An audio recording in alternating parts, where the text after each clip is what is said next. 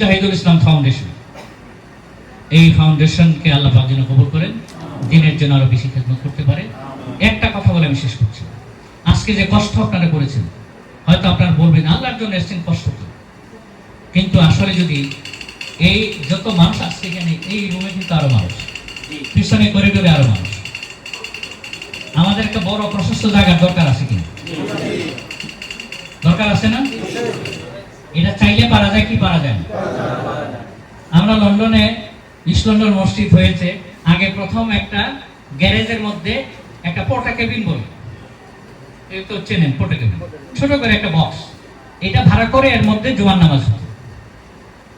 আজকে সেই মসজিদ এমন জায়গা আল্লাহ পাক কবুল করেছে, এখানে 20,000 মানুষ এক জামাতে নামাজ পড়ছে। মহিলাদের জন্য খাস করে 5তলা বিল্ডিং, এখানে নামাজের একই জামাতে মহিলারা পড়তে পারে, 5তলা।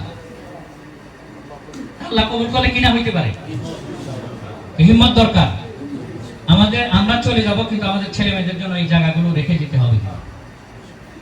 কষ্ট আপনারা আমরা করেছি, আমাদের ছেলে মেয়েদের জন্য দিনের জন্য এই কষ্ট করতে না হয়।